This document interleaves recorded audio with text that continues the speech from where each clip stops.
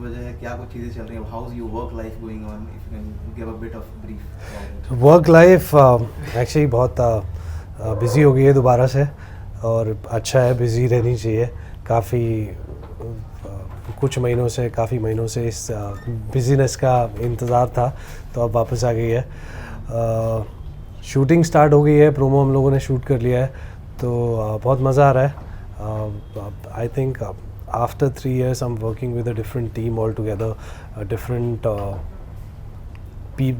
set of people, different culture. Everything is very new for me here again in Bombay. And if asking about your new show जो कि आने वाला है, माटी से बंदर, कुछ बताइए उसके बारे में, क्या कुछ रहने वाला है, आपका कैरेक्टर कैसा है उसमें। तो ये जो शो है माटी से बंदी डोर, जैसा कि नाम से ही समझ आ रहा है, माटी से बंदी डोर, सो इट्स वेरी रूट से जुड़ी हुई कहानी है। जो हमारे महाराष्ट्र के किसान हैं, उस उन फैमिलीज़ की ये स्टोरी है।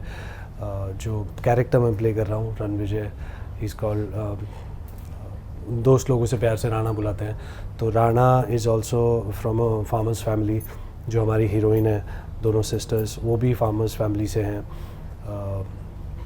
सो ये लड़का पढ़ने के लिए शहर जाता है, बट ये वापस गांव नहीं आना चाहता, और इसकी माँ चाहती है कि ये वापस गांव आके खेती बाड़ी संभाले, अपना जो फैमिली बिजनेस है उसको संभाले। अब उसमें ये शहर में किसी और को प्यार करता है, इसकी माँ को गांव में कोई और लड़की पसंद आती है। तो कैसे, और इसकी माँ इज़ समबडी जिसको ये कभी ना नहीं कर सकता, and she is the only one he looks up to, और अपनी माँ से बहुत ज़्यादा इंस्पायर्ड है। सिर्फ अपनी माँ की सुनता है, बाकी किसी की नहीं सुनता है।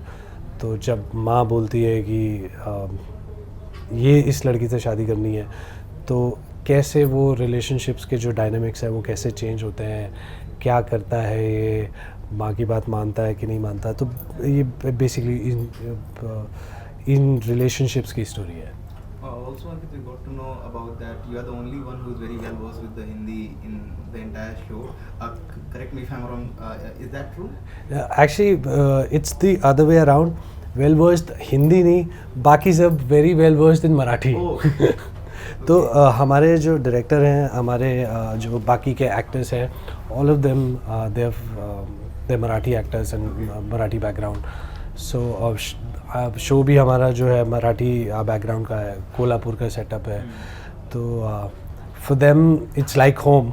मेरे लिए थोड़ा सा चीज़ें नहीं हैं, बिकॉज बॉम्बे का जो मराठी कल्चर है, it is very different from the actual Marathi culture जो मैं कोल्हापुर में देख के आया हूँ।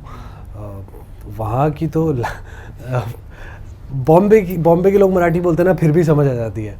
वहाँ पे बोलते हैं, कुछ नहीं समझ आता, पता ही नहीं चलता क्या बोल गए।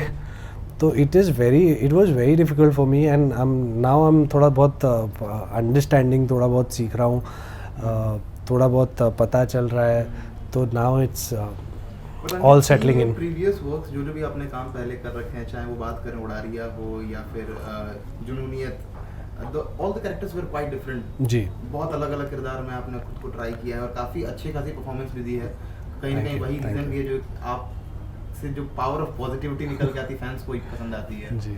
तो how do you deal with all those things, like how do you manage to choose the script कि यार ये तो कुछ अलग लग रहा है, लेट्स डू दैट। या मैं एक्चुअली हम अभी से नहीं, इनफैक्ट मेरे पहले शो से ही आई ऑलवेज ट्राई कि जो मेरा नेक्स्ट प्रोजेक्ट है वो पुराने प्रोजेक्ट से थोड़ा सा डिफरेंट होना चाहिए, थोड़ा सा क्या, काफ़ी डिफरेंट होना चाहिए।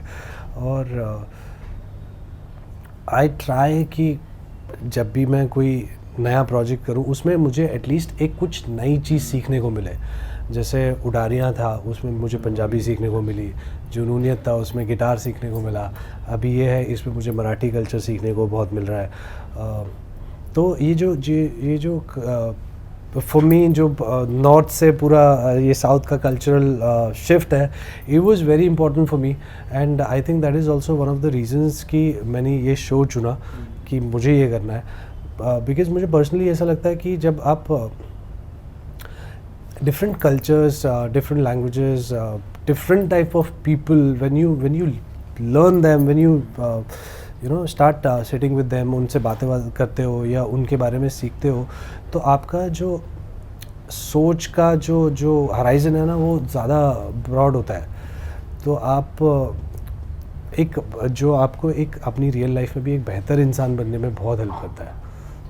और एज एन एक्टर तो आपको हमेशा हेल्प करेगा ही। जितने एक्सपीरियंसेस आपके लाइफ के हैं, जितने आप एक्सपेरिमेंट्स आपने अपनी लाइफ में किए हैं, वो सब अपनी एक्टिंग में डाल दो, मज़ा आ जाएगा।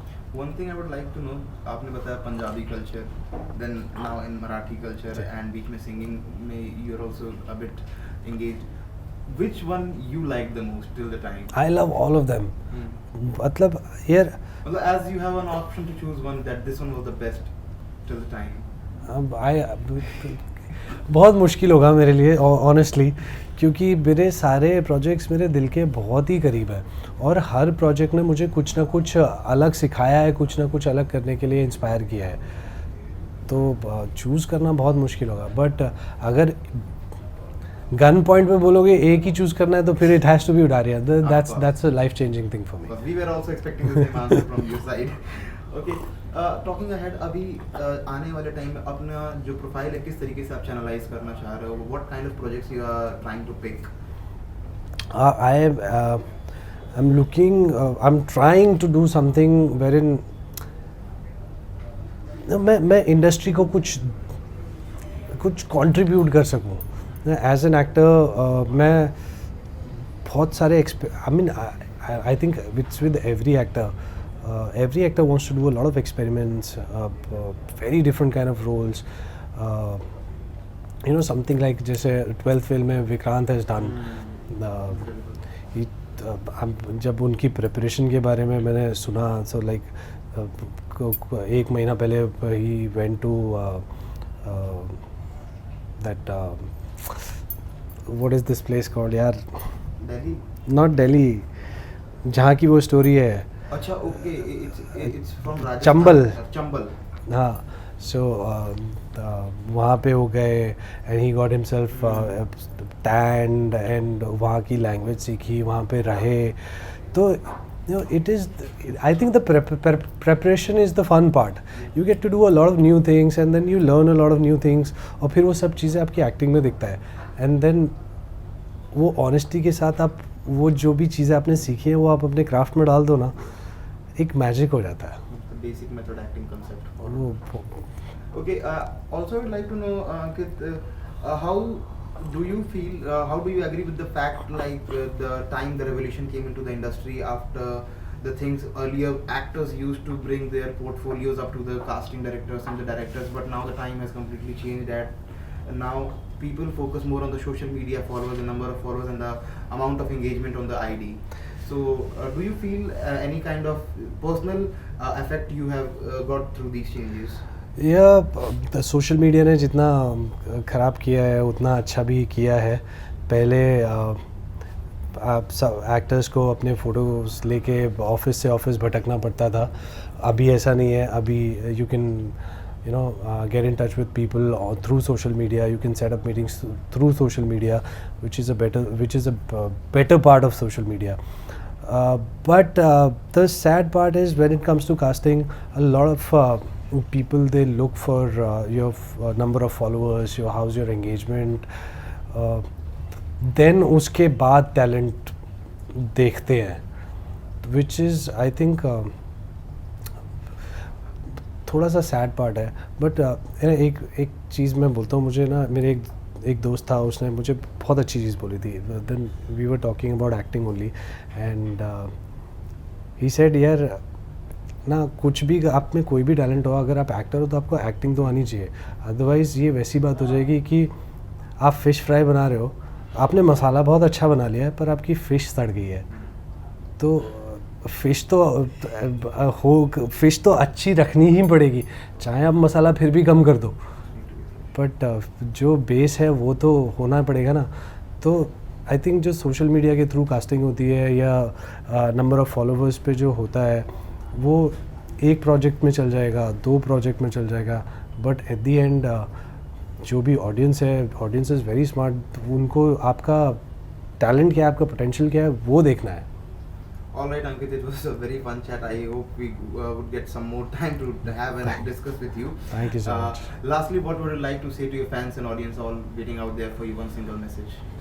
Just this, as I always say, guys, thank you so much for all the love and support.